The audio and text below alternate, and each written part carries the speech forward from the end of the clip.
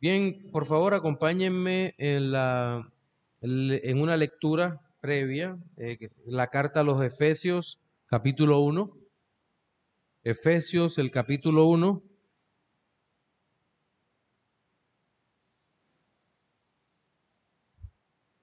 versículos 3 al 12. Vamos a regresar en un momento sobre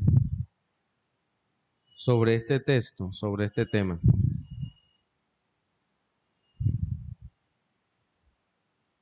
Dice: bendito sea el Dios y Padre de nuestro Señor Jesucristo, que nos bendijo con toda bendición espiritual en los lugares celestes en Cristo, según nos escogió en Él antes de la fundación del mundo, para que fuésemos santos y sin mancha delante de Él, en amor, habiéndonos predestinado para ser adoptados hijos suyos por medio de Jesucristo, según el puro afecto de su voluntad, para alabanza de la gloria de su gracia, con la cual nos hizo aceptos en el amado, en quien tenemos redención por su sangre, el perdón de pecados, según las riquezas de su gracia, que hizo sobreabundar para con nosotros en toda sabiduría e inteligencia, dándonos a conocer el misterio de su voluntad, según su beneplácito, el cual se había propuesto en sí mismo de reunir todas las cosas en Cristo en la dispensación del cumplimiento de los tiempos, así las que están en los cielos como las que están en la tierra. En él, asimismo, tuvimos herencia, habiendo sido predestinados conforme al propósito del que hace todas las cosas según el designio de su voluntad, a fin de que seamos para la alabanza de su gloria, nosotros los que primeramente esperábamos en Cristo. Amén.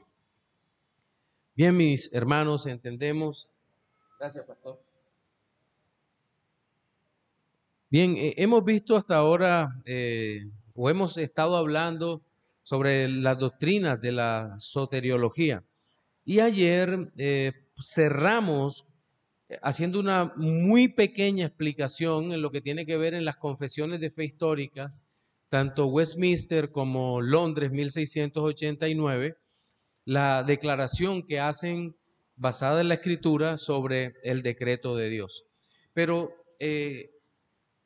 creo que cuando hablamos de supra e infralaxarismo quedamos un poco cortos. La verdad es un tema fascinante, pero a veces creo que faltan algunas explicaciones. Eh, de hecho, hablar de supra e infralaxarismo sería incompleto si no mencionamos el sublaxarismo.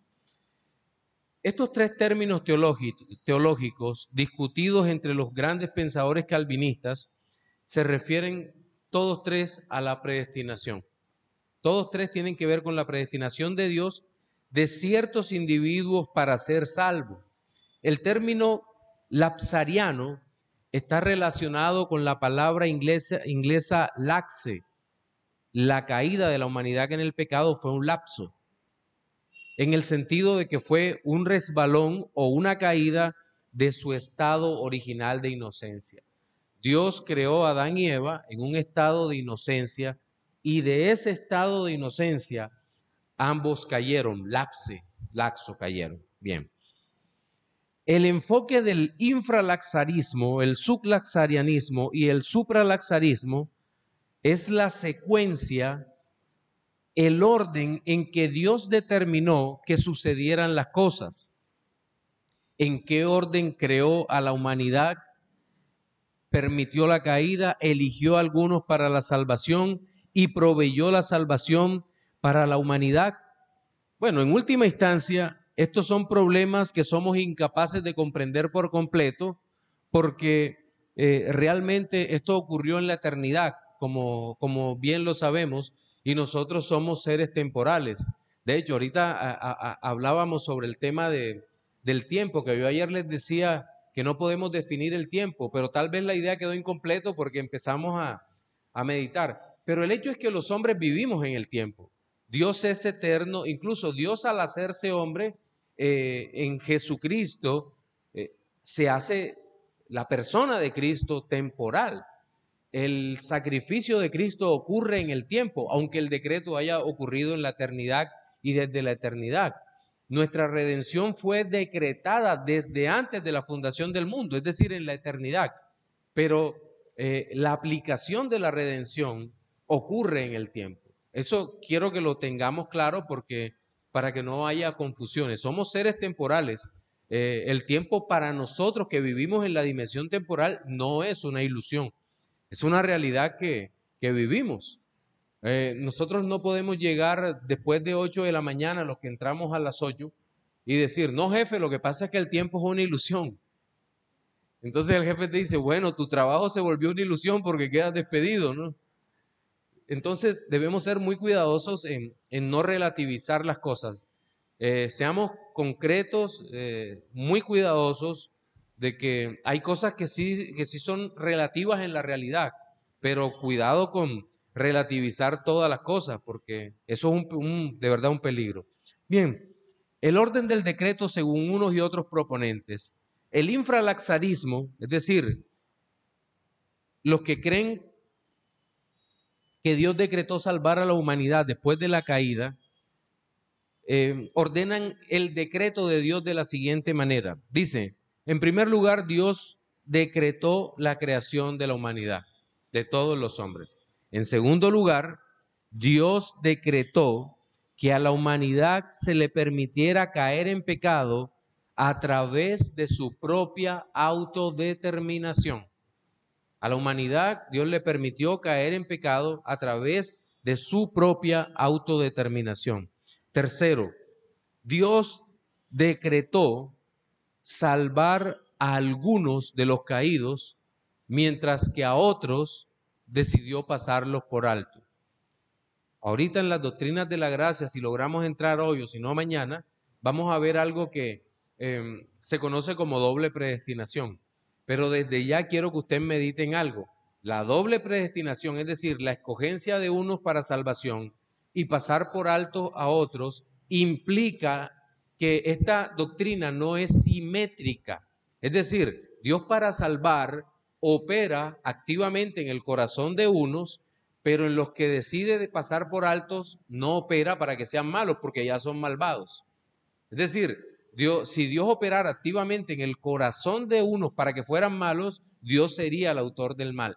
Pero por eso se formula la doctrina de una manera tan clara, dice que el hombre cayó en pecado debido a su propia autodeterminación. Entonces, el cuarto punto de los infralaxarios es Dios decretó proveer a Jesucristo como el Redentor. Y quinto, Dios decretó a través de su Espíritu aplicar la redención en el corazón de los escogidos. Todo eso sucede desde la eternidad. La mayor parte de los pensadores calvinistas son infralaxarios. La mayor parte son infralaxarios, es decir, tienen este orden con relación a los decretos eternos. Ahora viene el sublaxarismo bajo la caída o bajo el laxo. Es muy similar al infralaxarismo y pone los decretos de Dios en el siguiente orden. Dios decretó crear seres humanos, Dios decretó permitir la caída, Dios decretó proveer salvación suficiente para todos y Dios decretó elegir a algunos para recibir esa salvación. Luego dice, Dios decretó en Cristo Jesús ejecutar la salvación y Dios decretó por su Espíritu Santo aplicar la salvación. La única diferencia entre infra y sublaxarismo es si Dios primero decretó proveer la salvación a través de Jesucristo y luego escogió a algunos para ser salvos o viceversa. Bien. En tercer lugar, sobre este aspecto voy a ir un poco más rápido. ¿Por qué? Porque la discusión entre infra, sub y supralaxarismo no va a ser resuelta en esta noche. Y es altamente especulativa, es decir, teológicamente es especulativa, filosóficamente es especulativa cuando usamos la filosofía como herramienta auxiliar para pensar de manera lógica. Bueno, la teología tremendamente lógica, pero cuando usamos la filosofía para tratar de poner esto en orden, en fin, entonces no vamos ni siquiera a ahondar más allá. El supralaxarianismo, antes del lazo, pone los decretos de Dios en el siguiente orden, y atento que aquí sí hay una gran diferencia. Dios decretó la elección de unos y la condenación eterna de otros. Dios decretó crear elegidos y eternamente condenados. Segundo. Tercero, Dios decretó permitir la caída. Cuarto, Dios decretó proveer la salvación para los escogidos a través de Jesucristo. Y quinto, Dios decretó por el Espíritu Santo aplicar la salvación en el corazón de los que previamente había escogido para redención. Entonces les decía, ¿vale la pena la discusión? Es una discusión teológica, vale la pena. El tema es que es una discusión compleja y seguramente con el paso de los años cada uno de ustedes va a ir, en la medida de sus estudios y demás, va a ir tomando alguna postura teológica con relación a esto. Por ejemplo, yo con los años soy la interferencia, no deja saber qué postura tengo. Cuando iba a decir que mi postura frente a los decretos es que estoy totalmente convencido de que soy... Lo siento, no les puedo decir, pero bueno, se interrumpe. La interpretación supralaxaria e infralaxaria del decreto, puntos de acuerdo, cosas en que ambos están de acuerdo. Tanto los cifra como los supralaxarios están de acuerdo en que Dios no es el autor del pecado. Dios no es el autor del pecado. A veces hay un ataque bastante fuerte desde las toldas del infralaxarismo hacia el supralaxarismo, acusándolo de que hacen a Dios autor del pecado. No, ellos no dicen eso.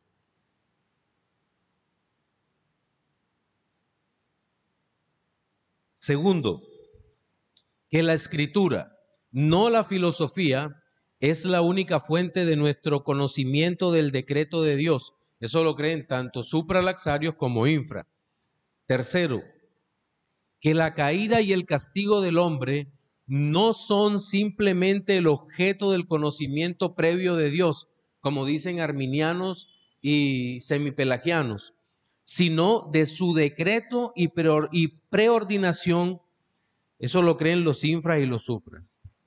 Cuarto, que la fe no es causa del decreto de elección, ni el pecado es causa del decreto de reprobación, porque eso lo creen también arminianos y semipelagianos. Dicen, no, el hombre prácticamente creen que el decreto en la eternidad de salvación o de reprobación es por causa de la fe o la incredulidad del hombre. Y uno dice, pero ¿cómo? Si el hombre ni siquiera existía. ¿Y cómo que un ser que ni siquiera existía, cuyos pensamientos no estaban delante de Dios, podían eternamente hacer el decreto? Esa es la pregunta que no pueden responder los arminianos y demás. Entonces dicen, no, es que Dios todo lo sabe. Entonces el asunto es de Dios, no es del hombre. Si Dios todo lo sabe, Dios es el que decreta. No depende de si el hombre va a aceptar la salvación o no. Es un asunto lógico, ¿cierto? Bueno, la salida fácil de eso es, la lógica de Dios no es la lógica nuestra. Y uno les dice, bueno, ¿y cómo es la lógica de Dios? Porque si la lógica de Dios fuera distinta a la nuestra, Dios sería totalmente ininteligible. Ni siquiera lo podríamos conocer y fuimos creados a su imagen y semejanza. No, es que mis pensamientos no son sus pensamientos, dice la palabra, y mis caminos no son vuestros caminos. Eso no tiene nada que ver con que Dios tenga una lógica distinta. Dios nos dotó de capacidad para entenderlo a Él y se da a conocer de manera comprensible. Ahora, no podemos comprender todos los misterios de Dios, pero lo podemos conocer. Dios es incomprensible, pero conocible, como dice Berkov en su teología sistemática. Sería una locura tratar de redefinir a Dios con una lógica que Él no se ha dado a conocer.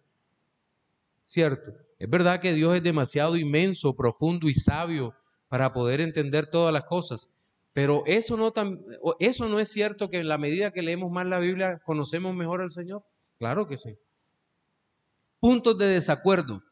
En general, el supralaxarianismo coloca el decreto de predestinación propiamente dicho por encima del decreto para permitir la caída, mientras que el infralaxarianismo coloca el decreto de predestinación propiamente dicho debajo del decreto de permitir la caída. Por lo tanto, los supralaxarianos siempre van a tener predestinación, caída, mientras los infralaxarianos, caída y predestinación. ¿Vamos claros hasta ahí? ¿No hay enredos hasta ahora? ¿O sí? O me dicen, devuélvase, profe, devuélvase, pastor. Bueno, vuelvo y lo repito. Lo más sencillo, siempre piense esto, el infralaxario lo primero que cree es que Dios determinó crear el hombre. Lo creó a su imagen y semejanza, decidió permitir la caída, decretó proveer a Jesucristo como Salvador y aplicar la salvación. Bueno, predestinó, tercer punto, predestinó para salvación, proveyó a Jesucristo y aplicó la salvación. Los supralaxarios, ¿qué creen? Que primero Dios decretó salvar al hombre, decretó luego crearlo, permitir la caída, escoger y aplicarla y proveer a Cristo como Salvador para finalmente aplicar la salvación por el Espíritu Santo. Ese es el orden de unos y otros. Como digo, es un tema académico, pero que se puede discutir. Bien. A partir de la diferenciación general queda claro que supra e infra difieren en cuanto a su presentación del orden de los elementos del plan de Dios. El orden lógico sería para los supras, como ya les había explicado, mientras que para los infras tienen el otro orden que les había dicho. A partir de esto, se desprende que según los supra, los hombres vistos como posibles o creables y falibles son el objeto del decreto, mientras que según los infralaxarios, los hombres vistos como caídos son objeto del decreto. Es decir, voy a repetir esto porque creo que en esta parte se puede uno perder. A partir de esto, de nuevo se desprende que según los supra, los hombres vistos como posibles o creables y falibles son los objetos del decreto, mientras que según los infra, los hombres vistos como caídos son los objetos del decreto. Objeciones.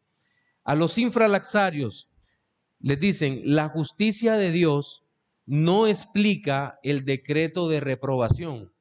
El motivo final de la reprobación es la voluntad soberana de Dios.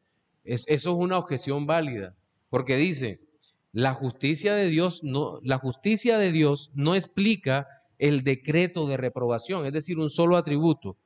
¿Cuál es el motivo final de la reprobación? La soberanía de Dios. ¿Por qué se pierden unos y por qué? Claro, se pierden por su maldad, pero ¿por qué se pierden unos y por qué son otros salvos? Por la voluntad soberana de Dios. Este es el punto. Y esa es la pregunta sin respuesta para el hombre, porque Dios sí la sabe, que Dios da a través de Pablo en toda esa sección de Romanos 9 hasta el 11, cuando el hombre dice, pero entonces, ¿por qué razón Dios condena a unos y a otros salva? ¿Y recuerdan lo que Pablo le dice? ¿Quién eres tú para cuestionar a Dios? Y ahí es donde yo creo que de la Biblia parece que sale una mano y lo golpea uno fuerte, ¿verdad? ¿Por qué? Y la pregunta es, ¿por qué?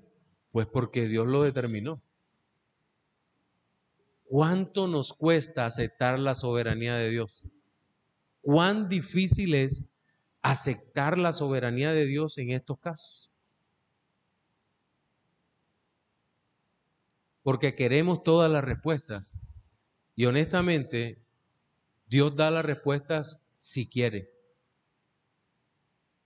Si quiere. ¿Qué hacemos, pastor? Arrodíllese y adore,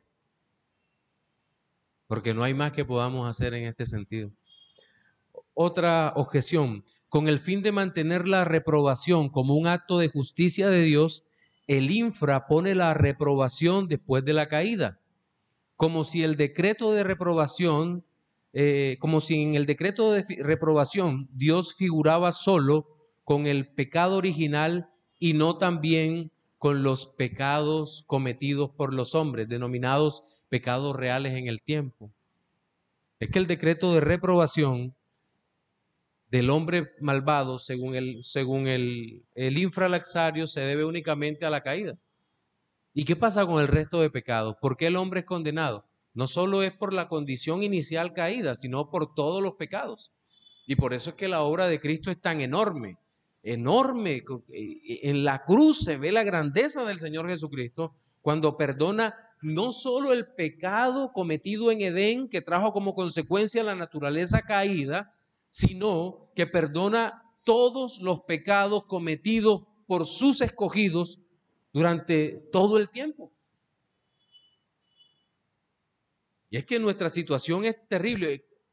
Una pregunta que todos sabemos: ¿cuántos pecados se necesitan para condenarnos eternamente en el infierno? ¿Por qué?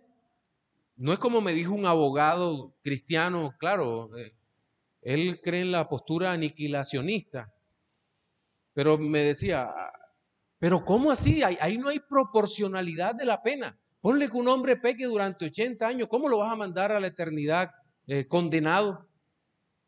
Yo le dije, no te entiendo tu postura. No, es que mira, nada más está pecando. ¿Y contra quién está pecando? El tema es que esta persona está pecando contra una persona eterna, que es Dios. Y la afrenta por ese pecado contra una persona eterna y digna merece un castigo eterno y proporcional a la persona que ofendiste. Y por eso la condenación del hombre es tan justa. ¿Se da usted cuenta cuán grande es la salvación que el Señor nos ha dado? Cuán enorme fue el sufrimiento de nuestro Señor Jesucristo en la cruz para poder redimirnos a los escogidos. Esto es realmente maravilloso. ¿Se da cuenta cómo la teología, cuando la vemos a la luz de la Escritura, cobra esa vida maravillosa? La teología es hermosa. Objeciones para los supra. Los supras son correctos cuando sostienen que la gloria de Dios es la meta final de todas las obras de Dios, pero la manera en que esa meta se realizará no se da por ello. Es incorrecto decir que en la eterna perdición del réprobo Dios revela únicamente su justicia y que en la eterna salvación de los elegidos revela exclusivamente su misericordia. No son los únicos atributos que se revelan ahí, se revela todo. Por eso es que hablamos de gloria de Dios. Cuando hablamos de gloria de Dios, hablamos de, voy a usar un término para poder aproximarnos a esa realidad, o una frase para poder aproximarnos a una realidad: la suma de sus atributos. Eso podríamos llamarlo la gloria de Dios. Estoy siendo bastante impreciso. A esto se refiere. El resplandor de su gloria, su brillo, su fulgor, en fin. Entonces, no, el réprobo, la condenación de él no revela únicamente la justicia de Dios. De hecho, ese es uno de los grandes problemas en la doctrina de la expiación cuando Anselmo escribió Cur Deus Homo, ¿por qué Dios se hizo hombre? Claro, fue el primer tratado serio que se aproxima a la doctrina de la expiación, pero también tiene esa falla que únicamente Anselmo piensa en el honor de Dios violado, el honor de Dios golpeado por el hombre y que tiene que ser vengado, y de tal manera que la justicia de Dios es lo único que, que se debe resarcir. No, cuando el hombre peca contra Dios, no solo peca contra su honor y justicia, peca contra todo Dios, con lo que es Dios, completo, el amor, la gracia, la benignidad, todo, peca contra la gloria de Dios. Y eso es lo que entendieron los reformadores, y a diferencia de los escolásticos, hay un pensamiento mucho más completo en la época de la Reforma. Es parte del crecimiento, del progreso del dogma, del crecimiento de la teología. Otro aspecto, según los supra, el decreto de predestinación tiene por objeto hombres posibles y un posible redentor, pero ¿cómo concebir un decreto sobre hombres posibles cuya existencia futura real ni siquiera se ha determinado? Es decir, si Dios primero determina salvar a los hombres, ¿cómo salvar primero hombres que ni siquiera ha determinado crear? Entonces ahí hay una falla en la lógica, pero le digo, esto es altamente especulativo. El supra hace de la condenación de los réprobos el objeto de la voluntad divina, en el mismo sentido que la salvación de los elegidos. Esta posición, según los autores, no está sustentada por las escrituras. Ahora, para objeciones tanto para los unos como para los otros, es incorrecto definir el objeto final de todas las cosas como la revelación de la misericordia de Dios en los elegidos y de su justicia en los réprobos. Eso lo hemos visto. Es incorrecto, segundo, es incorrecto representar la condición perdida del réprobo en el infierno como un objeto positivo de predestinación. Es decir, como si la predestinación fuera simétrica, lo que les decía ahorita. Dios ordenó que estos se fueran para el cielo y estos para el infierno de la misma manera. No, como dice Arcis Sproul en Escogidos por Dios, insisto, es totalmente asimétrico. Unos son pasados por alto mientras actúa en otros. Dios decide no actuar en estos. ¿Por qué? Porque después de la caída el hombre no necesita que Dios actúe en él para que sea malvado, porque el hombre es malvado por sí mismo. Alguien me hacía una pregunta interesantísima hace algún tiempo, me decía, Alex, ¿el hombre necesita del diablo para ser malo? Y empecé a pensar, bueno, después de la caída ya no, ¿cierto? Después de la caída ya no. El hombre es malvado. Ahora, hay situaciones terriblemente especiales donde el príncipe de este mundo sería juzgado también cuando Satanás entra en Judas, mueve a todos los fariseos, saduceos, herodianos, romanos para la crucifixión. Obviamente, Satanás se involucra activamente para tratar de destruir al Señor y él también es juzgado allí por el Señor. Pero moralmente hablando, el hombre no necesita del diablo para ser malo, porque el hombre es malvado. Ahora, hay hombres más malvados que otros, y eso lo veremos ahora cuando hablemos de la depravación total.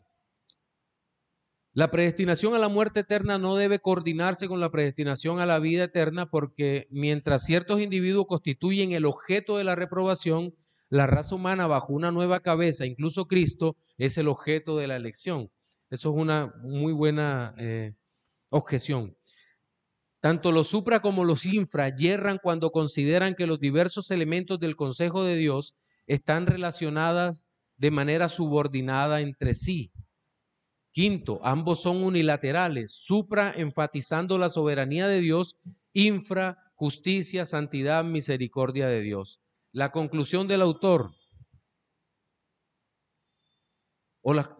con respecto a todo el asunto es que el decreto de Dios no debe describirse exhaustivamente como una línea recta para indicar una relación meramente de antes y después o de causa y efecto, porque como lo decíamos, esto es simplemente una aproximación lógica desde la teología a todo este tema de los decretos de Dios, pero del decreto eterno de Dios. pero es bastante complejo tratar de ser exhaustivo en que esto tuvo que ser así, porque nuestra mente no puede penetrar en los misterios de Dios.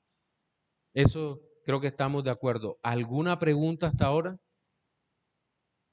Ok, saquen una hoja. No, mentira.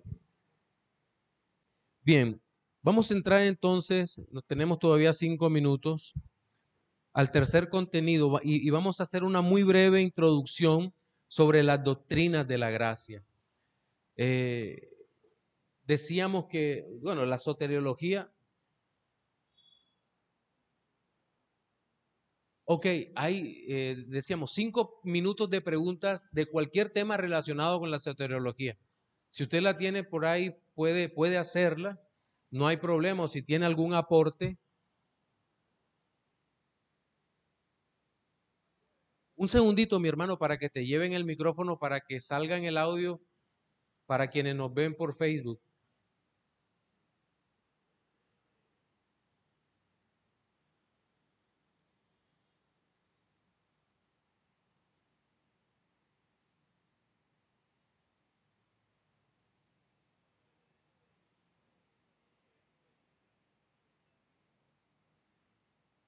Sí y no.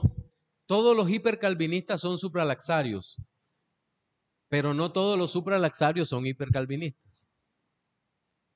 Sí, ahora, un segundito. ¿Qué entiendes por hipercalvinismo? Porque a veces me he llevado una sorpresa sobre eso. Sonido, Ya, sí. ya, Pastor Stewart, pues pásale el micrófono. ¿Cómo es que es tu nombre, perdón? Camilo. Ramiro, a Ramiro. Bueno, lo que he entendido, no he estudiado mucho, pero es como la posición que usted decía de que Dios escoge a unos para salvación y a otros para condenación. Es más o menos lo que tenía sobre hipercalvinismo. No dejando, sí, una predestinación simétrica, llamémoslo así, una doble predestinación simétrica. Sí, hay otros puntos, otros muchos puntos más sobre el hipercalvinismo y tiene unas consecuencias funestas, por llamarlo así, en el corazón del hombre que se congrega, en la práctica de la piedad, en el congregarse y en tantas cosas. Prácticamente se anula la responsabilidad humana en esa visión hipercalvinista. De hecho, creo que el hipercalvinismo es fatalista en su manera de ver la fe. Sí, algo así como lo que será, será, por lo tanto no hagamos nada. Algo como lo que le pasó a Carey cuando iba de misionero a la India, que se presenta ante la sociedad de misiones y dice, voy a la India, y alguien le dijo, si Dios quisiera convertir a los indios, pues Dios levantaría a alguien allá que les predicara. Cuando la Biblia dice, ¿y cómo creerán si no hay quien les predique? Entonces, el hipercalvinismo es un movimiento peligroso que no es realmente el consecuente con la reforma. De hecho, si necesitamos encontrar o buscar un teólogo que habló sobre la responsabilidad humana, ese fue Juan Calvino. Y me atrevo a decir que la aproximación de Calvino hacia la responsabilidad del hombre académicamente es superior a la de Arminio. Sí, muy superior. Porque ya Calvino, cuando escribe la institución de la religión cristiana, no solo tiene en mente el conflicto agustino-pelagiano, sino que ya tiene en mente todo el desarrollo histórico de la doctrina que se han dado a través del tiempo. Ya incluso, o por eso más bien, Calvino cita con mucha facilidad a los padres de la iglesia y posteriormente al gran Agustín de Hipona y luego a los autores medievales con total facilidad hasta llegar a los escolásticos y demás. Calvino tiene todo esto en mente y teniendo esto en mente es obvio que él sabe dónde está el veneno de los pelagianos y en la institución claramente define lo que bíblicamente es la doctrina de la predestinación. Bueno, en eso nadie como Calvino para escribir todo esto, ¿cierto? ¿Alguna otra inquietud antes de irnos al descanso? ¿Otra inquietud?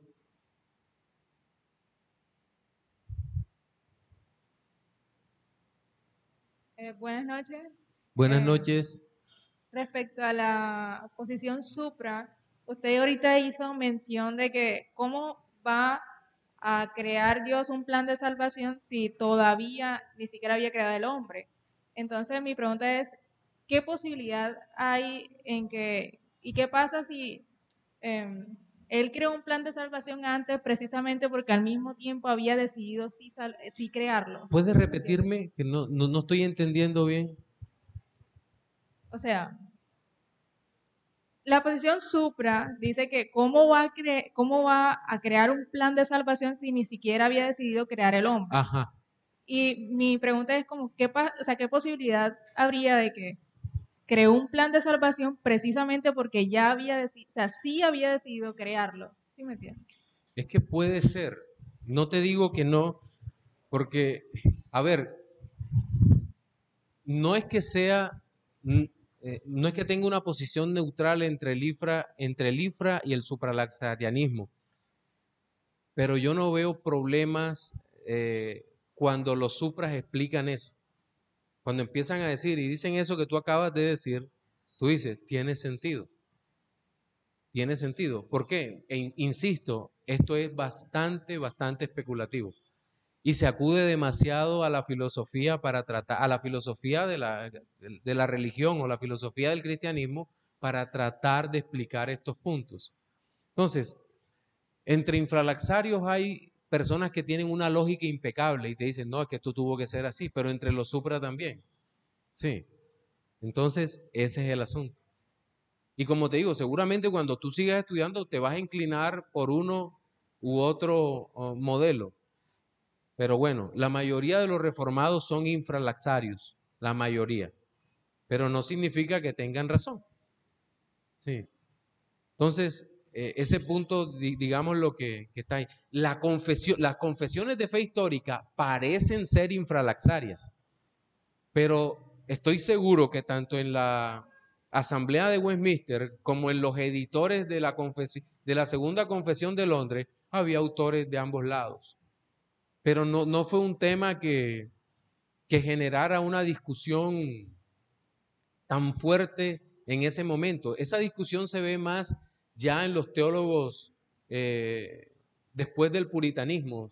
Se ve una discusión bastante fuerte. De hecho, para los que están interesados en documentarse muy bien la teología de Baffin, de Herman Baffin, el gran teólogo holandés, les va a servir muchísimo para para comparar las perspectivas de uno y otro. Sí. Bueno, vámonos a descansar y luego regresamos para empezar las doctrinas de la gracia. Bien, entramos ya al tercer contenido. Acuérdense que los contenidos son más que unidades, no clases. Y seguramente este tercer contenido va a ser de una clase de 50 minutos. Bien, cuando nosotros hablamos de teología reformada, lo primero que viene a nuestra mente son las doctrinas de la gracia. Yo creo que en eso estamos de acuerdo. O cuando se nos dice calvinismo, siempre se piensa en las doctrinas de la gracia y en consecuencia el tulic. El tulic o tulipán es la palabra que sirve como acróstico para que nosotros podamos recordar cuáles son las llamadas cinco puntos del calvinismo. Se llama tulip, pero recordemos que hombres tan capaces como el doctor Arcis Sproul proponen algunas modificaciones con el fin de establecer una mayor claridad en la comprensión de lo que conocemos como el calvinismo. Bien, creo que el estudiante deberá decidir si modifica las letras o no del acróstico, pero lo que no puede perder de vista es el orden que tiene el mismo, pues es un orden maravillosamente lógico para entender la salvación que el Señor ha decretado desde la eternidad. Pues inicia hablando sobre la condición de muerte espiritual de todos los hombres y finaliza con la gloriosa perseverancia en la fe de quienes hemos sido alcanzados por la obra redentora de Cristo. En un sistema totalmente lógico, pero bíblicamente correcto, que es lo mejor de todo esto. Pero creo que uno de los problemas más serios que enfrentamos en la actualidad con las doctrinas de la gracia es que, aunque han sido muy atrayentes para algunos grupos evangélicos en nuestros países, al parecer se adoptaron esas doctrinas de la gracia, pero sin considerar la imposibilidad que éstas subsistieran fuera del ecosistema de la Reforma. Permítanme y aclaro el asunto. La fe reformada, que puede resumirse como el regreso a la Escritura de hombres que pensaban que conocían a Dios y la forma como Él justifica al pecador, requiere un compromiso con todo lo que el Señor ha revelado sobre la doctrina, pero también la práctica litúrgica y la forma diaria como vivimos. La reforma no es solo 5 puntos, en eso estamos de acuerdo, ¿cierto? Hay muchísimo más. Y creo que de nada sirve que nos mostremos como calvinistas ortodoxos de 5 puntos si nuestras iglesias son incapaces de transformarse en congregaciones que vivan para la gloria de Dios, siendo gobernadas por ministros autorizados, ordenados y participando la membresía de las iglesias locales hasta donde la Biblia se los permite, en los asuntos puntuales en donde se debe intervenir. Hace algunos años, cuando nosotros, esta segunda generación de reformados, veíamos que las iglesias empezaban a abrazar las doctrinas de la gracia, empezamos a alegrarnos, pero no nos dábamos cuenta que estaba ocurriendo algo raro, que muchos adoptaron las doctrinas de la gracia porque les parecieron bien, pero dejaban las iglesias igualito como estaban. Entonces, uno veía unos modelos evangélicos un poco raros, hasta el punto de que alguna vez alguien nos dijo, no, yo soy un pentecostal reformado.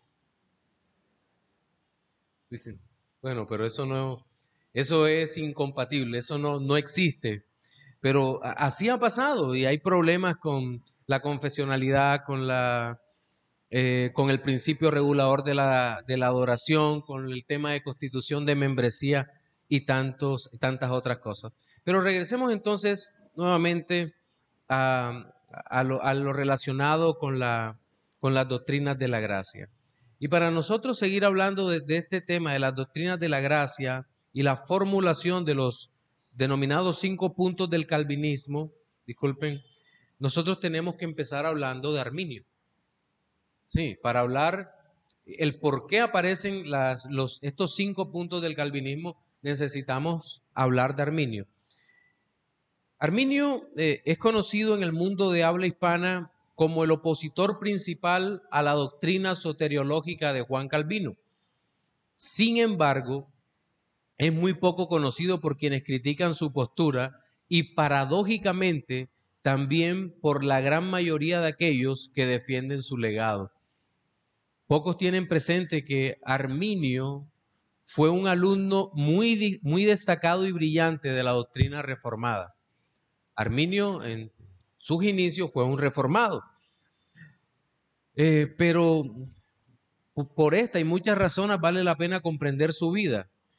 Jacobo Arminio nació, según se cree, en el año 1560, eso no está muy claro, y murió en 1609. Y debemos una aclaración aquí, y es que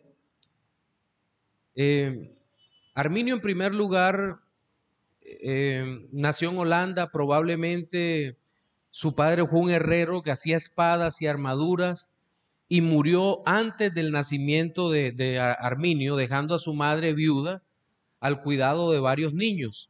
Más tarde, trágicamente, toda su familia fue masacrada en la destrucción de un pueblo llamado Audewater en 1575 a mano de los soldados españoles en una de las grandes guerras de Europa. Desde su niñez y hasta la adolescencia, Arminio fue educado a través del apoyo de un sacerdote llamado Teodoro a Emilio, que tenía inclinaciones protestantes, es de esos curas que simpatizaban un poco con las doctrinas de la gracia y todo lo demás. Cuando Emilio murió en 1575, Rodolfo Snelio, un profesor de la Universidad de Marburgo, acogió a Arminio en 1576. Arminio se inscribió en la Universidad de Leiden, en la que se distinguió en las matemáticas, la lógica, la teología y los idiomas bíblicos. De tal manera que no piensen en Arminio como un pobre ignorante, no. Era un teólogo, un estudiante avanzado, en fin. Él completa sus estudios en Leiden en 1581, pero era demasiado joven para ser recibido como pastor y por esa razón el clero y los gobernadores de Ámsterdam le ofrecen la oportunidad de continuar su educación en la Academia de Calvino en Ginebra. Mire dónde estudia, en Ginebra, en la Academia Calvino, en donde viajaría en 1583, cuya cátedra de teología estaba ocupada por nada más y nada menos que Teodoro Beza. Después de una breve estancia en la Universidad de Padua, en Roma, y de una estancia académica en Basilea en 1583 hasta 1584, Arminio regresa a Ginebra para terminar sus estudios en 1586. Luego regresa a Ámsterdam con una recomendación del mismo Teodoro Beza. Imagínense esto. En 1588 fue ordenado como pastor en una iglesia en Ámsterdam, llegando a ser un predicador muy popular. Varios ministros organizaron el rol de la predicación de las diferentes iglesias de la ciudad y pronto comenzó el turno de Arminio. Y se dice que cuando Arminio predicaba, el lugar en donde iba se llenaba de gran audiencia. Bien. Pero a partir de 1589 ya empiezan las controversias sobre el pensamiento arminiano. Arminio asume la tarea de refutar a los críticos de la, los críticos de la teología de Teodoro de Beza y en ese estudio para defender las posturas del teólogo francés, el joven pastor definió o cambió de postura y rechazó algunos postulados de Teodoro de Beza derivados de la doctrina de Juan Calvino. Por ese mismo tiempo, Arminio se casa, conoce y corteja a Lisbeth Rael, que era hija de un miembro del ayuntamiento, de la alcaldía, y por lo tanto parte de la sociedad de Ámsterdam. Se casó en 1590 con ella. Arminio se vio de pronto envuelto en la controversia que ya existía entre las iglesias reformadas con respecto a algunas de las enseñanzas de Calvino y de Beza.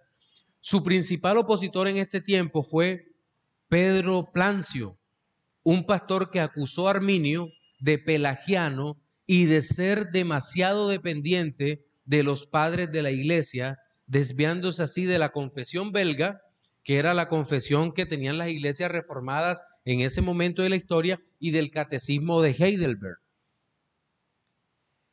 Por esa razón, se hacen las acusaciones y se derivaron en una serie de predicaciones de Arminio sobre el capítulo 7 y el capítulo 9 de Romanos. Esto ocurrió en 1591 y 1592 respectivamente. Arminio se defendió ante los gobernadores insistiendo que estaba dentro del límite de los credos de la iglesia, como el de Heidelberg y de la confesión belga. Es decir, en este momento, todavía Calvino dice, un momento, yo no tengo ninguna oposición frontal contra estas confesiones, y él dice, estoy dentro del marco de las confesiones reformadas que había en ese momento. Todavía no había salido, no se había elaborado la confesión de fe de Westminster, sino que las que se usaban eran estas. Bien. Las discusiones no fueron fructíferas, ya que Arminio aseguraba que se mantenía alineado con los credos y con los padres apostólicos. En cualquier caso, el consistorio de la iglesia encontró aceptable la declaración de Arminio e instó a todos a mantener la paz, que un sínodo general de las iglesias pudiera determinar la interpretación correcta. Desde 1593 hasta 1603, la vida y el ministerio de Arminio fueron relativamente pacíficos. Sin embargo, en su casa hubo dificultad, pues 2 de sus primeros hijos murieron en la infancia, una hija y 4 hijos nacieron posteriormente y sobrevivieron. En 1602, una plaga tomó la vida de uno de los profesores de teología de la Universidad de Leiden, donde él había estudiado. Así que esto le abrió la puerta a Arminio de ingresar en la academia como profesor. En 1603, Arminio fue llamado a una cátedra de teología que mantuvo hasta su muerte.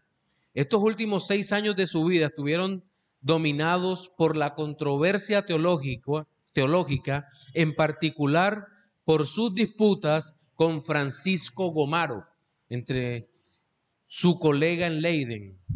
Es decir, ya Arminio había empezado a mostrar esta tendencia hacia el semipelagianismo, es decir, la doctrina católica que es una especie de vía media entre el pelagianismo y el calvinismo.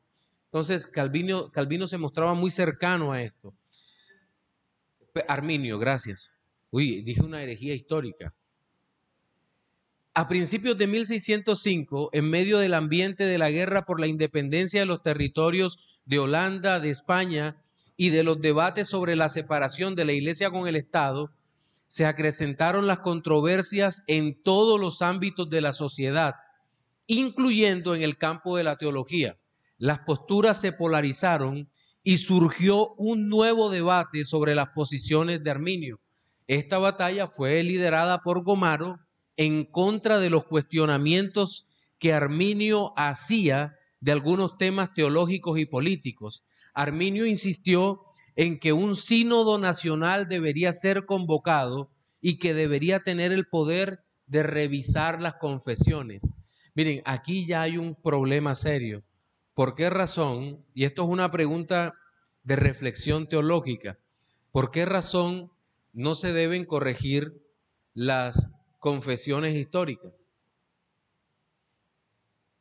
¿Estamos de acuerdo en que no son inspiradas? ¿Estamos de acuerdo en que podemos asumir o no algunas cosas? ¿Estamos de acuerdo en que pueden tener errores en su redacción?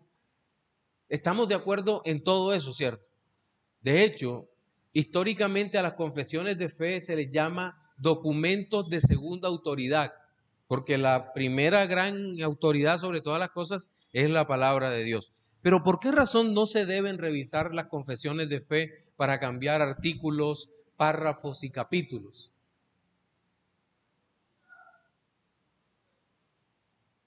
Ese es un buen punto, porque teológicamente refleja el contexto del momento.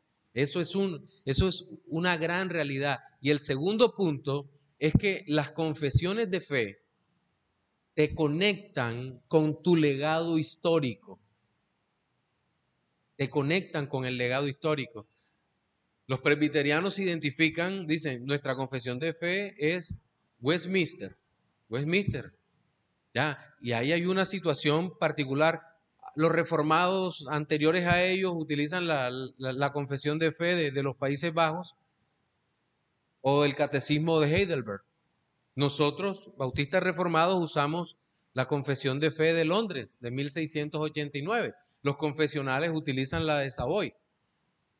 Los congregacionalistas usan la de Savoy, aunque hay menos iglesias congregacionalistas, por lo menos en Latinoamérica en este tiempo. Pero entonces ahí hay un vínculo histórico que nos identifica. Nosotros nos suscribimos también con las confesiones de fe, ¿verdad?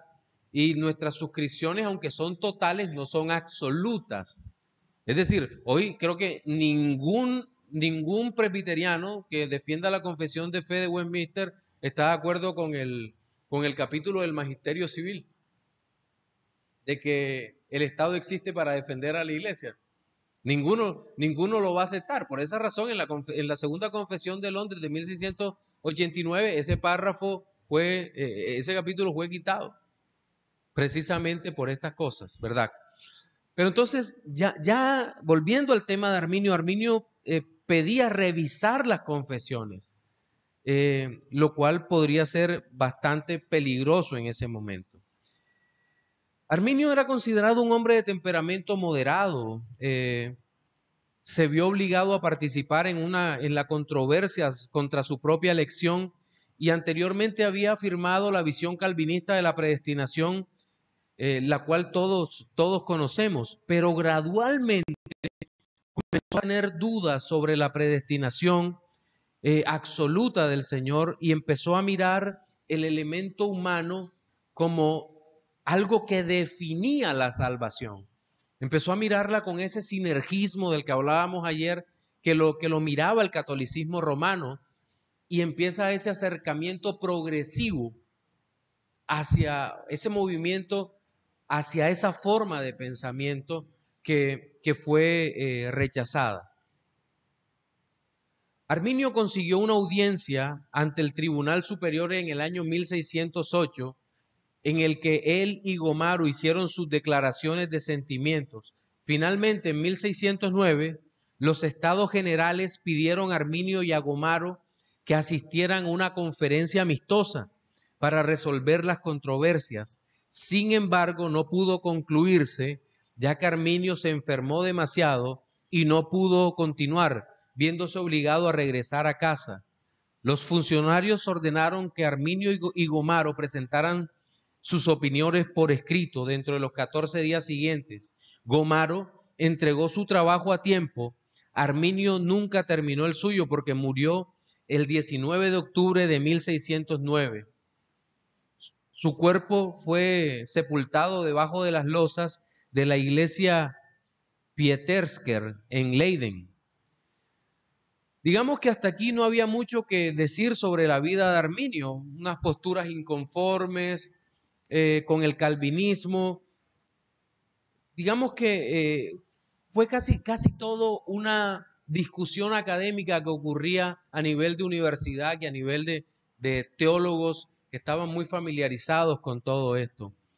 El problema vendría después de la muerte de Arminio, porque los defensores del arminianismo, llamados remonstrantes, eso significa remonstrancia, una protesta en contra de lo que se predicaba dentro del calvinismo, dentro de la reforma, y ellos empiezan a protestar, los remonstrantes, y son los que terminan realmente construyendo lo que podemos conocer como el pensamiento arminiano. Y ellos formulan 5 artículos llamados los 5 artículos de la remonstrancia o 5 artículos del arminianismo. Eso lo hacen al final de 1610, en donde presentan ese documento de protesta en contra de la teología reformada o en contra del calvinismo. Ahora, ¿cuáles son esos 5 puntos o 5 artículos de la remonstrancia de 1610 o protesta? Nótese que el orden es diferente a los 5 puntos del calvinismo, pero más o menos tienen la misma estructura. En primer lugar, el primer artículo se enfoca en contra de la elección. El primer artículo se enfoca en contra de la elección, dice, y escuche para que vaya percibiendo las grandes diferencias, que Dios, por un propósito eterno e inmutable en Jesucristo su Hijo, antes de la fundación del mundo, ha determinado de la raza caída pecaminosa de los hombres salvar en Cristo, por causa de Cristo y a través de Cristo, a aquellos que por la gracia del Espíritu Santo creerán en su Hijo. ¿Ya se da cuenta que aquí aparece la famosa fe como elemento que influye en el decreto?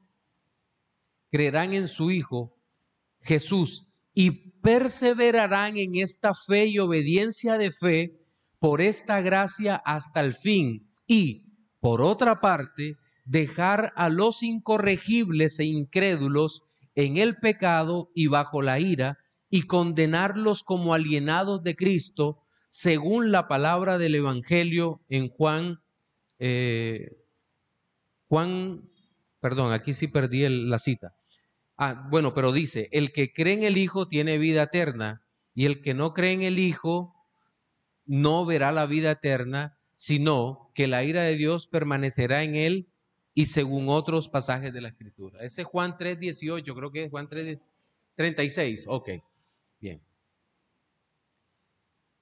Entonces aquí vemos que esta no es una elección incondicional, sino una elección condicionada. ¿Cuál es la condición? La fe prevista por Dios desde antes de la fundación del mundo, antes de que las criaturas existiesen, o antes de que hubiera sido decretada la salvación.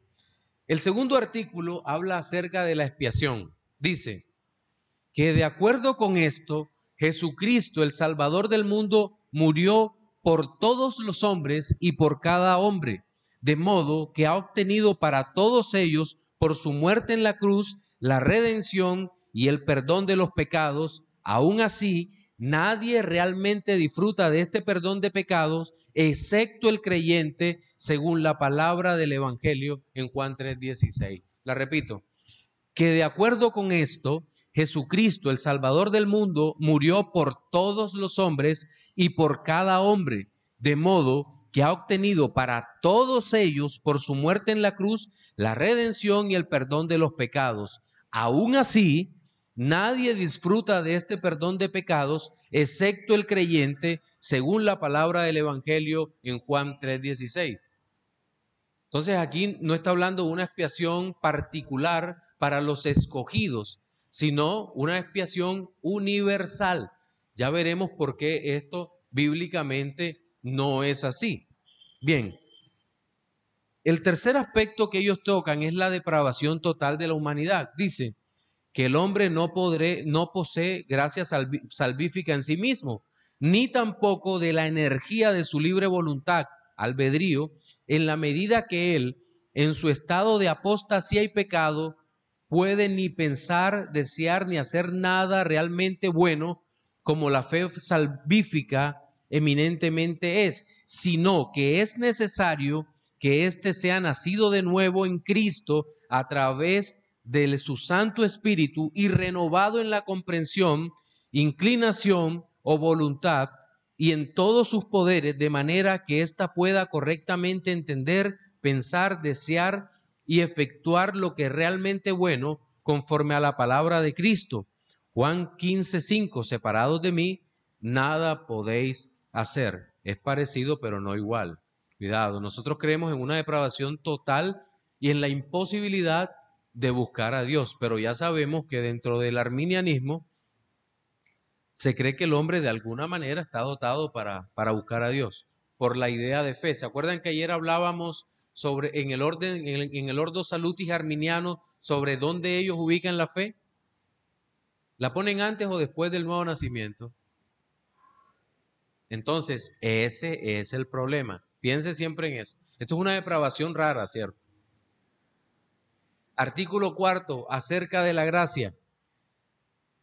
Que esta gracia de Dios es el comienzo, la continuación y el cumplimiento de todo lo bueno, incluso en la medida que por sí mismo el hombre regenerado, sin la precedencia o la asistencia, el despertamiento, seguimiento y la gracia cooperativa, no puede pensar, desear ni hacer el bien ni resistir cualquier tentación al mal, de modo que todas las buenas acciones o movimientos que pueden ser concebidos deben ser atribuidos a la gracia de Dios en Cristo.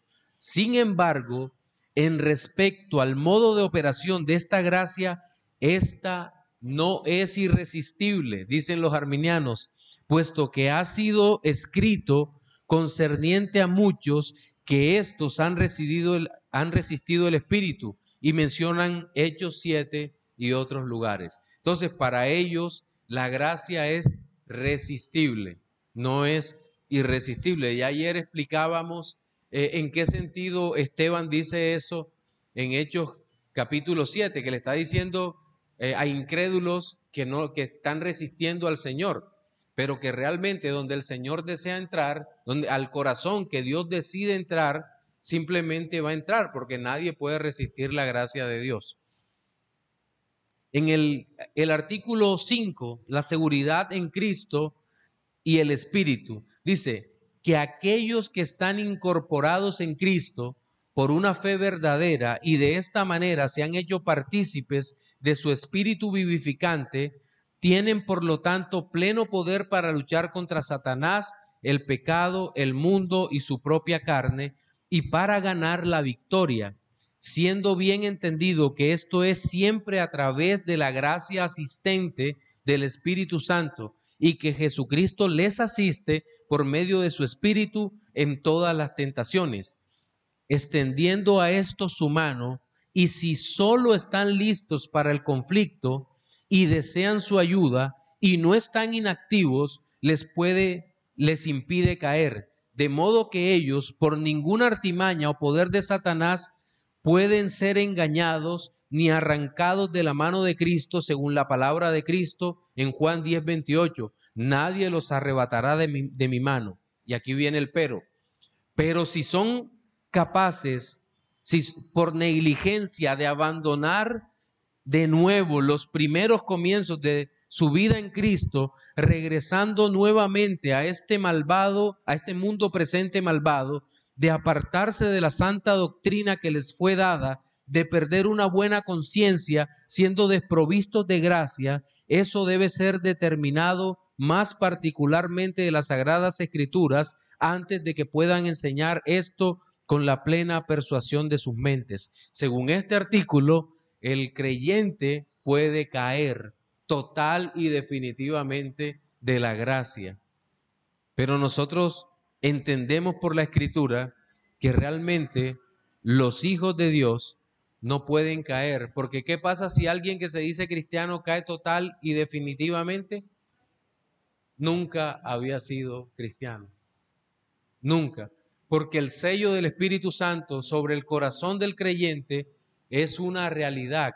Dios nos salvó y nos guarda para Él. Y nos previene. Ahora, pregunto, ¿eso significa que el creyente no va a pecar?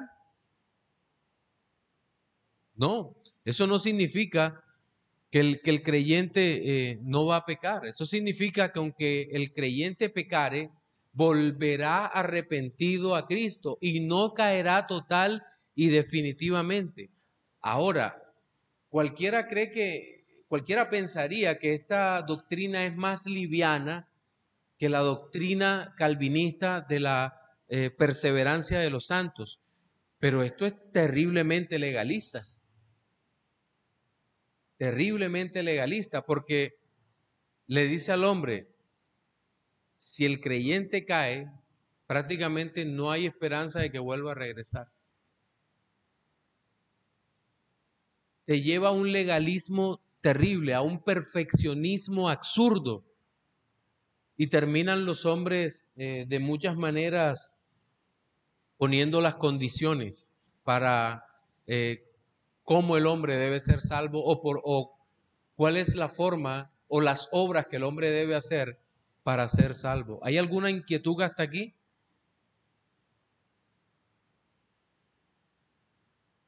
Ok.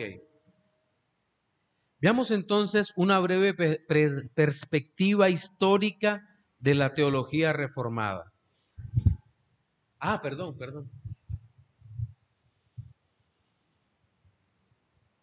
Ronald. Buenas noches, bendiciones. Es simplemente una aclaración. En el libro de Hebreos, cuando habla sobre los que caen de la gracia, ¿a qué punto se refiere exactamente? ¿En cuál? ¿En el 6 o en el 10? 6. Okay. No, el 10, el 12. Un segundo. Es 10, apetece que pega liberadamente. Ronald, no te entiendo casi. ¿Podría? Ok. Sí. Okay. Es una aclaración sobre el texto de Hebreo, capítulo 10, sobre caer de la gracia. Que caen de la gracia. Sí. ¿A qué se refiere exactamente con eso? ¿Podrías leerlo para recordarme? Bueno, no, más bien es el 12. Dice, Por lo cual levantad las manos caídas y las rodillas paralizadas, y haced sendas derechas para vuestros pies, para que lo cojo no se salga del camino, sino que sea sanado. Seguid la paz con todo y la santidad sin la cual nadie verá al Señor. Bueno, dice acá en el verso 15, mirad bien, no sea que alguno deje de alcanzar la gracia de Dios, que brotando alguna raíz de amargura os estorbe, y por ello muchos sean contaminados. No sea que haya algún fornicario profano como Esaú, que por una sola comida vendió su primogenitura, porque ya sabes que aún después deseando heredar la bendición fue desechado, y no hubo oportunidad para el arrepentimiento, aunque la procuró con lágrimas. Me perdí, ¿en qué versículo vas? En el 16 y el 17. Ujú. Porque ya sabéis que aún después deseando heredar la bendición fue desechado, y no hubo oportunidad para el arrepentimiento, aunque la procuró con lágrimas. Bueno, ya sigue hablando ahí, en esa parte. 6:16. ¿Qué No, capítulo estás es leyendo? 12. Lo que, 12. para que estoy... Bueno, es que realmente hay dos puntos. En el capítulo 10, cuando habla, dice, porque si pecáramos voluntariamente después de haber recibido el conocimiento de la verdad, ya no queda más sacrificio por los pecados, Ajá. sino una horrenda expectación de juicio y de hervor de fuego que ha de devorar a los adversarios. El que viola la ley de Moisés por el testimonio de dos o de tres testigos muere irremisiblemente. ¿Cuánto mayor castigo pensáis que merecerá el que pisoteare al Hijo de Dios y tuviere por inmunda la sangre del pacto en la cual fue santificado e hiciera afrenta al Espíritu de gracia? Bien. Creo que el asunto acá es que realmente el autor de Hebreos, que creo que es el apóstol Pablo, está dando una advertencia sobre el peligro del pecado, de cuán grave sería el pecado incluso para el creyente. Alcanzar la gracia es porque alguien no la tenía, o gustar la gracia es porque simplemente la mordió, pero no se había apropiado de la gracia. Todo este capítulo 10 tiene una conclusión maravillosa. Dice, a partir del versículo 35, dice, no perdáis pues vuestra confianza que tiene grande galardón. Mira, primero ha dicho toda la advertencia, ¿cierto? Que ustedes conocen. Porque os es necesario la paciencia para que habiendo hecho la voluntad de Dios, obtengáis la promesa, porque aún un poquito y el que ha de venir vendrá y no tardará. Mas el justo vivirá por fe, y si retrocediere, no agradará a mi alma. Cualquiera diría, bueno, da a entender por lo que había antes y por lo que dice ahora, que la salvación sería posible perderla para los hijos de Dios. Pero mira cómo va cerrando toda esta idea. Pero nosotros, hablando de los creyentes, no somos de los que retroceden para perdición, sino de los que tienen fe para preservación del alma. Ese contexto deja totalmente claro la imposibilidad para aquellos que han sido alcanzados por Dios de perder lo que Dios le da. Y de hecho la pregunta es eso porque me he encontrado con varios controversias, más bien ellos, los arminianos, suelen usar este tipo de versículos. Sí, pero para... lo sacan de todo el contexto. Porque uno dice, bueno, sí, está diciendo eso, pero ¿cómo termina? Me gustaría ver cómo termina. Igual pasa en Hechos capítulo 6, sí, pero ¿cómo termina? Porque a veces dicen, no, porque no hay más arrepentimiento para el que cayó en pecado tal. Tú dices, no hay. O sea, el que peca no puede arrepentirse, no hay posibilidad para él, para el creyente. Eso es lo que dice el texto. Entonces tienes que terminar de leer para poder armonizar la idea y decir, ok, claro que hay arrepentimiento para el creyente, pero el problema es que el pecado sigue siendo grave. Aún para nosotros como creyentes, el pecado es una grave afrenta contra el Señor que seguramente nos va a acarrear disciplina para nuestra vida si nosotros no somos cuidadosos en vivir como Dios quiere que vivamos. Porque seguramente hemos visto que muchos confunden la doctrina reformada con una licencia para pecar, siendo que yo lo veo como muchísimo más estricta que cualquier otra doctrina. porque al salvo se le exige vivir como santo, porque hemos sido predestinados para andar como Cristo quiere que andemos. O como dice el mismo Loraine Wegner en la predestinación, el mismo que predestinó la meta, predestinó el camino por donde vamos. Sí. ¿Alguien más? Bien, veamos entonces una breve perspectiva sobre la salvación, pero muy breve, rápida. Lutero, Calvino y Zwinglio fueron los reformadores magistrales. Escribieron amplios tratados sobre la gracia, pero ninguno tuvo que presentar un resumen soteriológico en 5 puntos. Esto último ocurrió en los cánones de Dort en respuesta a los 5 puntos del arminianismo que nosotros acabamos de leer rápidamente, ¿cierto? Porque ni siquiera nos hemos detenido a hacer un análisis gramatical de cada formulación de los artículos de los remonstrantes de 1610. Bien, las denominaciones históricas del protestantismo. Bien, de la división del protestantismo en la historia encontramos iglesias reformadas o calvinistas e iglesias arminianas. Entre las arminianas hay iglesias metodistas, iglesias pentecostales son las más conocidas, mientras que entre las iglesias reformadas hallamos las reformadas propiamente dichas, las iglesias presbiterianas y las iglesias bautistas particulares o reformadas, y también las iglesias congregacionales. En nuestro tiempo, ya las denominaciones, que lo repita, yo espero que ustedes después retrocedan el video en casa también. Con gusto, Juanca. Las denominaciones históricas del protestantismo, de la división del protestantismo, aparecen iglesias calvinistas o reformadas e iglesias arminianas. Entre las iglesias arminianas están las iglesias metodistas y pentecostales, que son las más conocidas. Dentro de las iglesias reformadas encontramos las reformadas tradicionales propiamente dichas, sobre todo, añado esto, las iglesias en Holanda, Países Bajos. Holanda es incorrecto porque es solo una región. Iglesia en Países Bajos, en Bélgica, en Luxemburgo, y lo que hoy es Luxemburgo, en fin.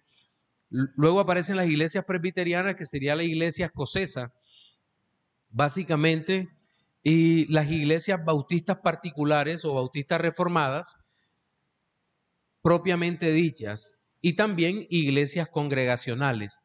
En nuestro tiempo se mezclan toda clase, como habíamos dicho, iglesias reformadas subsistiendo aún en ambientes que no son reformados, o doctrinas de la gracia siendo enseñadas dentro de iglesias que históricamente no son reformadas. Y hoy en día hay una cantidad de iglesias que nosotros ni siquiera nos podemos imaginar, porque hay divisiones y subdivisiones dentro de las denominaciones protestantes. Y eso ha sido con el paso del tiempo. Que cualquiera, no estoy de acuerdo con ese punto, me llevo un grupo, en fin, y así ha pasado durante toda la historia. La fe reformada es una realidad continua en la historia. Algunos se limitan a los eventos del siglo XVI. Reforma, Lutero, 31 de octubre de 1517, Catedral de Wittenberg. Casi siempre se piensa en eso, ¿cierto? Inmediatamente, para encerrarla en el tiempo. Otros dejaron su pensamiento allí. La reforma ocurrió. No, la reforma ocurrió y sus efectos se siguen viendo a través del tiempo. Por eso, creo que la reforma es tanto un movimiento como un avivamiento. Tiene los dos elementos. ¿Qué es un avivamiento?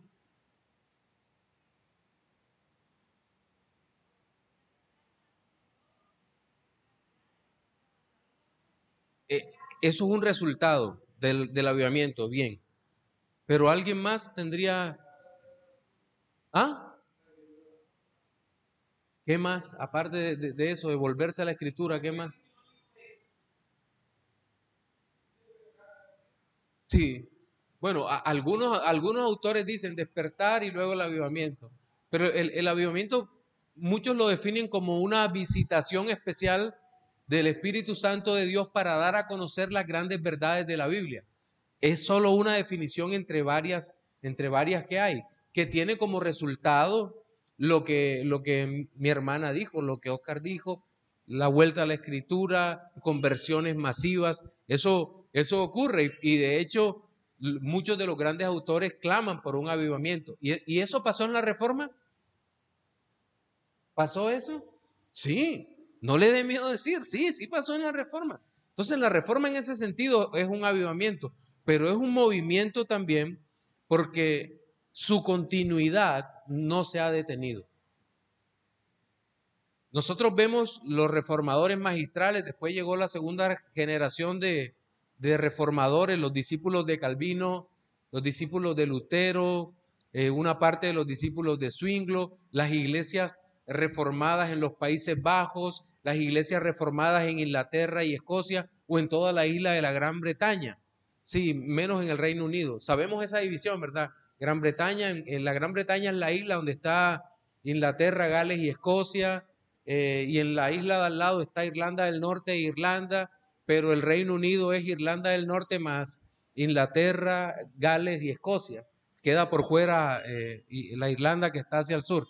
Pero en toda esa Irlanda, cuando aparece, en todo ese Reino Unido, cuando aparece el movimiento de fe reformada, digamos que llega con mucha fuerza y remueve aún los cimientos de la iglesia nacional que estaba allí.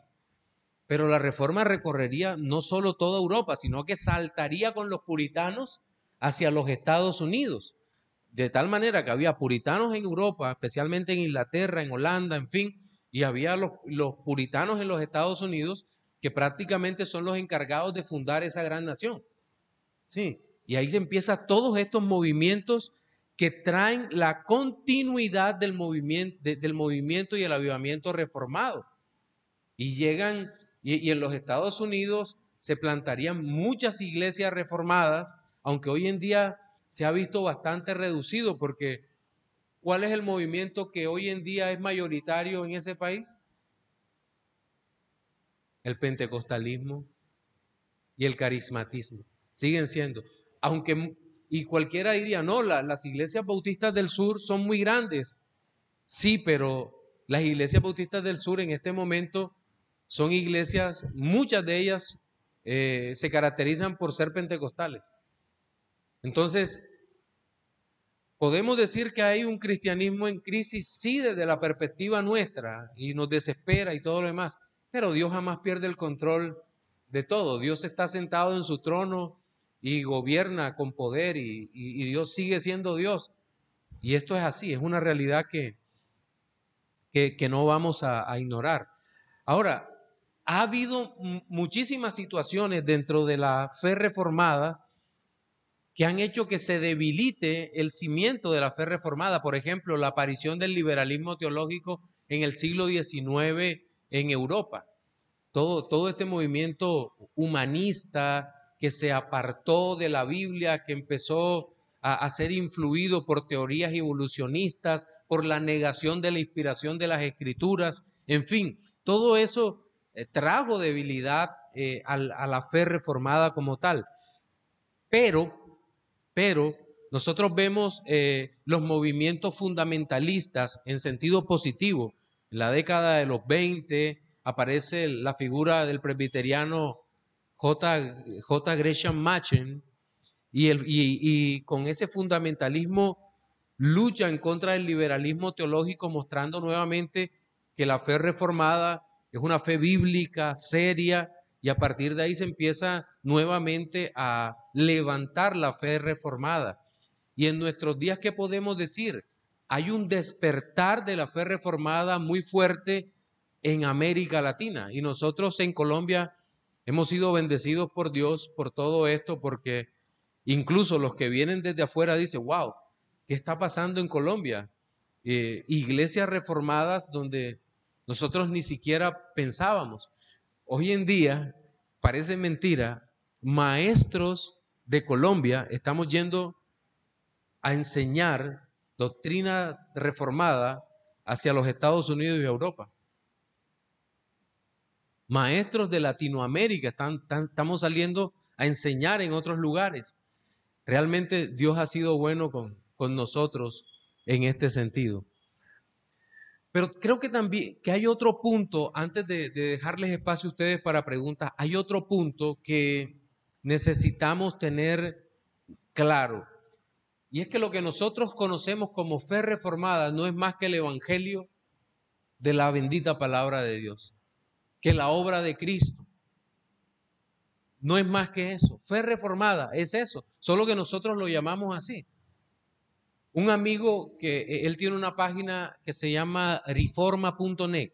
No tengo problemas de pronunciación, se llama reforma.net con R.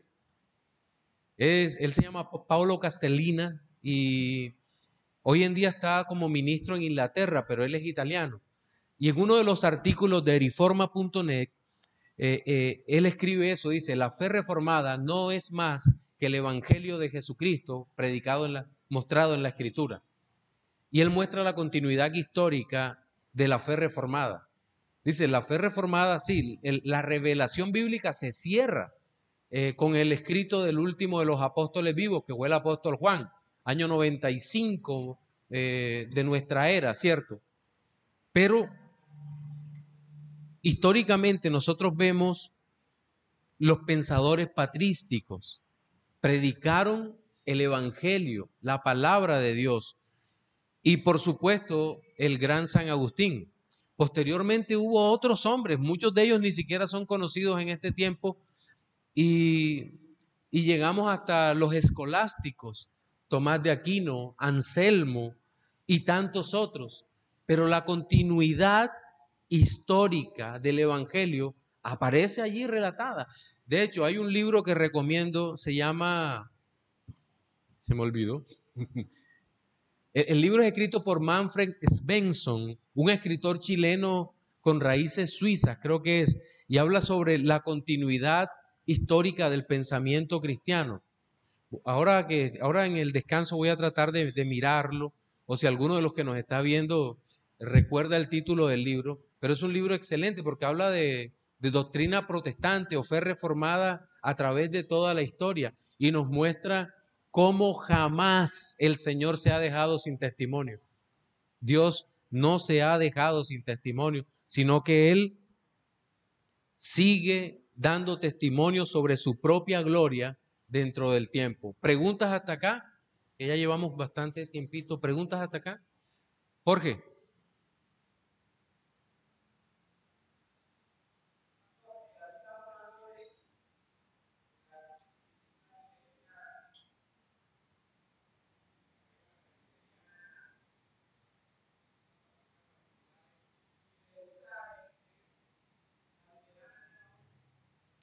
Fíjate que es una iglesia protestante, pero no es una iglesia reformada hoy en día.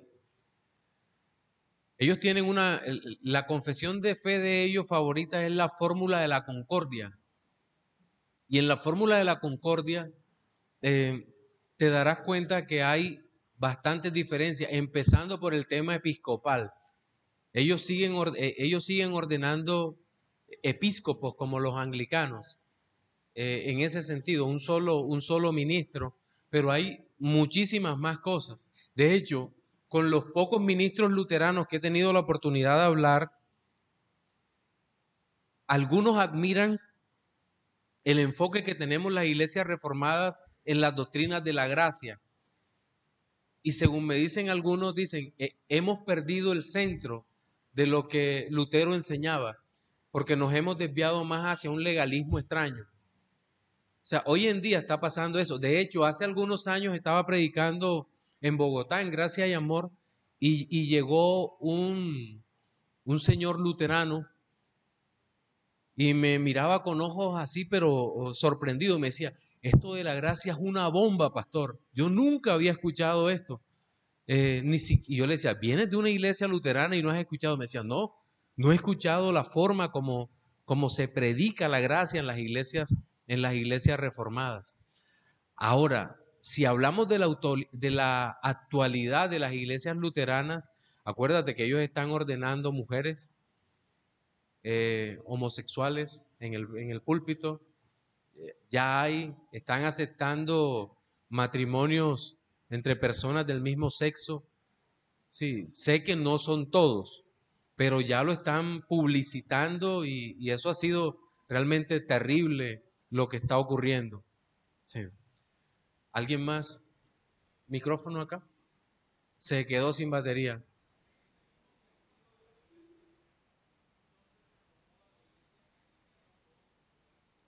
Es que hay como 3 líneas de anglicanismo en este tiempo. Hay una línea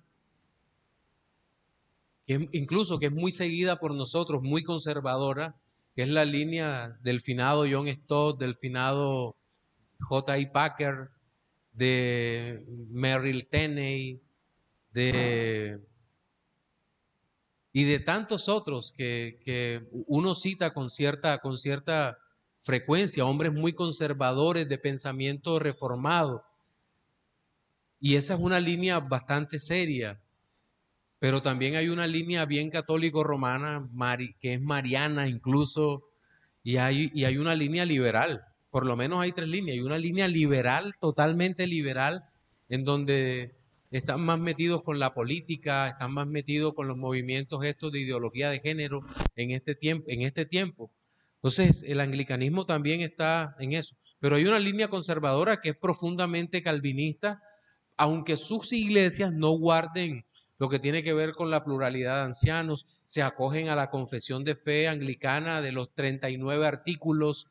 En fin, es una línea bien seria. ¿Alguno ha leído los 39 artículos? Los 39 artículos de fe anglicano son bastante interesantes y los comentarios sobre los 39 artículos siempre se nutre uno de una que otra cosa que escriben por ahí. Sí, pero es más o menos el decorado de las iglesias anglicanas hoy en día. Sí, ¿alguien más? Ronald, a viva voz que no hay micrófono.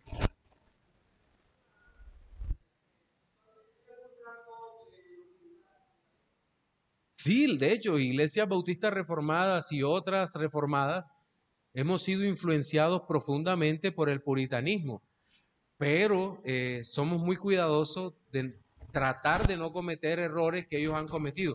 Nosotros vamos a cometer otros errores. Sí, tratamos de no ser, por ejemplo, precisionistas, que creo que ese fue el principal error del puritanismo inglés. El precisionismo, que es la idea de que cada aspecto de la vida debe ser controlado no por la escritura, sino por la misma iglesia. Es decir, no hagas esto, el día de reposo es milimétrico, tienes que guardarlo así el día del Señor, y si no haces, yo creo que Jorge puede hablar de eso mejor que yo. Tiene que ser milimétricamente así en ese tema, y el proceso de ordenación pastoral tiene que ser así, en fin. No, en esos rasgos del puritanismo no, nosotros como que no, pero valoramos la herencia puritana. Para nosotros la herencia puritana es inestimable, y nos vas a ver citando a los autores puritanos. Nosotros, los hermanos presbiterianos, también lo van a citar de una manera continua, porque hay una riqueza entre sus autores que nos afectan profundamente. ¿Cómo no vamos a reconocer la brillantez, la piedad de un John Owen, de un John Bunyan, de Thomas Grobwin, de Thomas Watson? Eso o las luchas que dieron los puritanos, William Wilberforce, en fin. Es simplemente maravillosa la herencia puritana. Pero bueno, vamos a dejar hasta aquí. Cuando toquemos otros aspectos, y regresamos pronto porque me quedan pocos minutos, ni siquiera voy a poder terminar la otra clase, pero descansemos 5 minutos. Descansan ustedes ya la parte de los 5 puntos de la teología reformada, o TULIP, y lo conocemos, ¿verdad? Inhabilidad total, elección incondicional, expiación limitada o expiación particular, gracia irresistible o gracia eficaz, y perseverancia de los santos en la fe. Son los 5 puntos que nosotros conocemos. Entonces, empecemos por hablar de la inhabilidad total. los 5 puntos del calvinismo son la respuesta desde el Sínodo de Dort a los 5 artículos formulados en 1610 por los remonstrantes seguidores de Arminio, cuando ya Arminio había muerto. Hasta ahí vamos claros, ¿cierto? Bien. Vamos entonces a hablar de la inhabilidad total. Y antes de definir la doctrina, usemos la base bíblica. Quiero pedirles que me ayuden. Uno, que busque primero a los Corintios 2:14. 2:14. Otro que busque Génesis 2:17. Alguien más, Romanos 5:12. Vamos a usar esos textos inicialmente. Luego utilizaremos otros. Primero a los Corintios 2:14, ¿quién la tiene? Adelante, Ronald.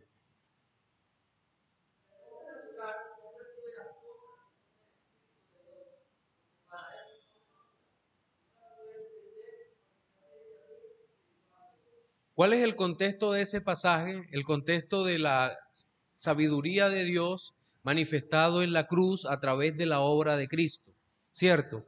Y lo he dicho desde la primera clase.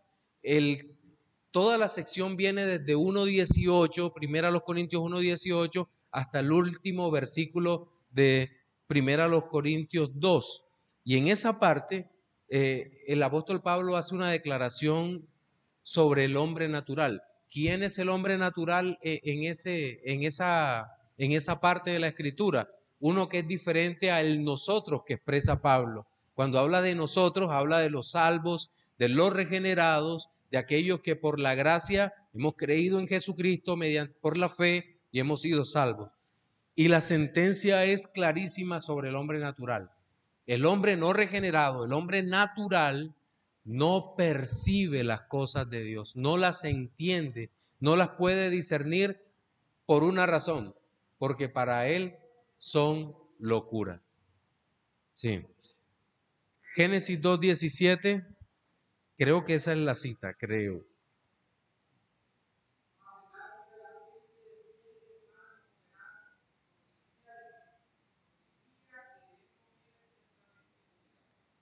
Hay una advertencia de Dios dentro del contexto del pacto de obras. Pacto de obras, es decir, Adán estaba sometido a un pacto de obras en donde tenía que cumplir un solo mandato. En ese momento, ¿cuál era ese mandato?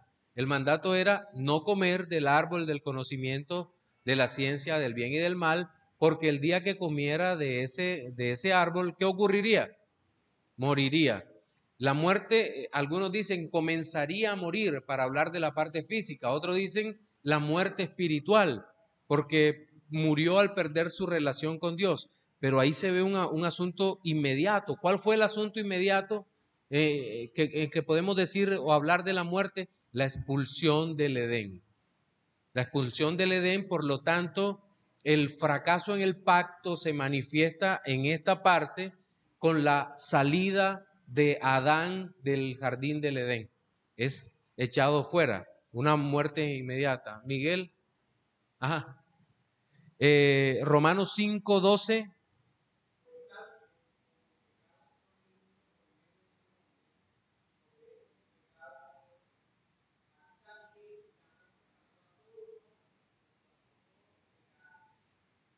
El pecado entró al mundo por un hombre. Aquí vemos el tema de la muerte. La muerte entró al mundo por un hombre. Adán era el representante federal nuestro, y al Adán pecar, todos pecamos en él. Todos pecamos. La muerte.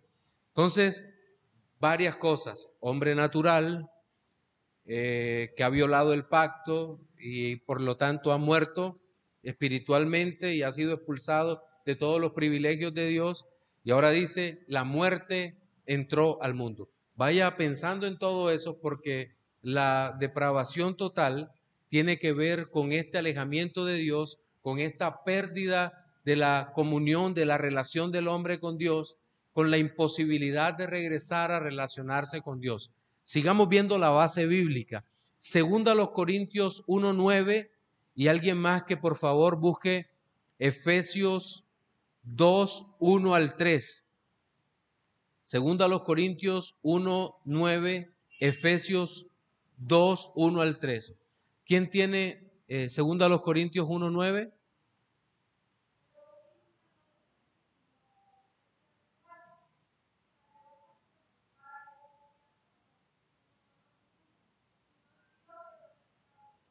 Ok, tuvimos en nosotros mismos sentencia de muerte. Y Efesios 2 del 1 al 3 es tal vez uno de los textos más usados para probar bíblicamente, Oscar.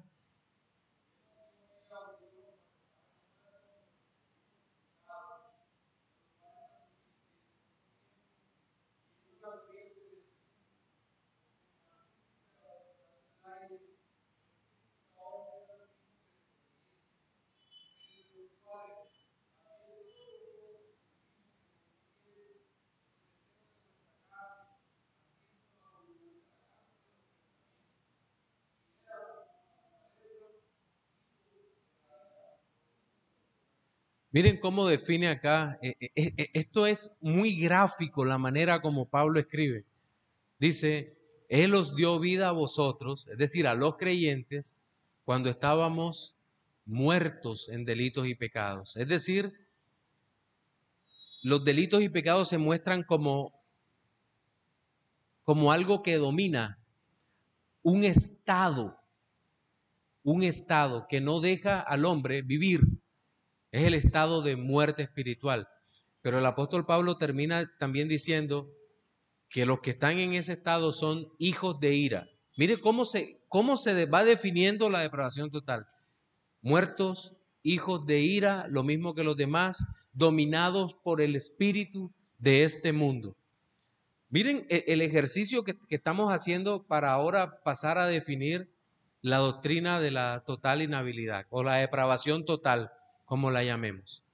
Pero mire cómo la Escritura se refiere al hombre sin Dios, el hombre natural, el hombre incapaz de discernir, el hombre incapaz de conocer a Dios.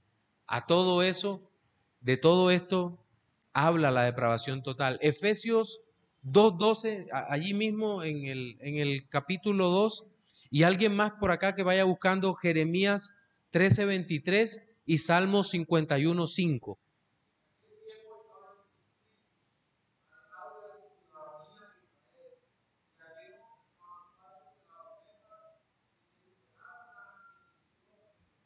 Terrible.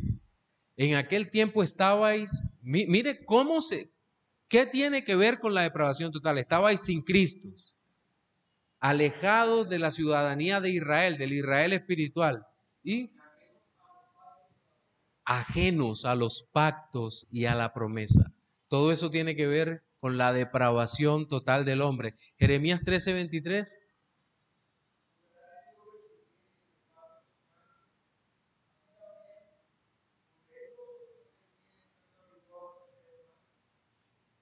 Este texto nos muestra el de Jeremías 13:23, el de mudará el leopardo su piel y el etíope, ¿cómo es? Mudará el etíope su piel y el leopardo sus manchas. Es una condición permanente de la cual no se puede salir a menos que Dios obre milagrosamente. Me gustaba mucho un ejemplo que ponían en un libro de estos básicos de la doctrina de la gracia, donde dicen que ¿podría un león comer frutas y paja y alimentarse de eso? Dice, sí podría, pero no lo hará. ¿Por qué? Porque no está en su naturaleza. El león saldrá a matar, a cazar, porque no puede cambiar su naturaleza. Sí. Néstor, ¿iba a decir algo?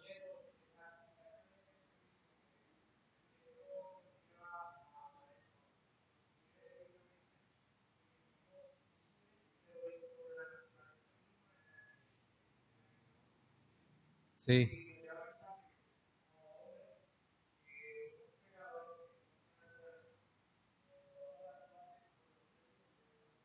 Sí, sí, así es.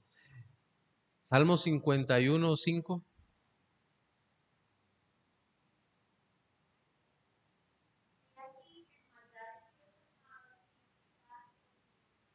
En maldad que he sido formado y en pecado me concibió mi madre. El salmo penitencial de arrepentimiento de David.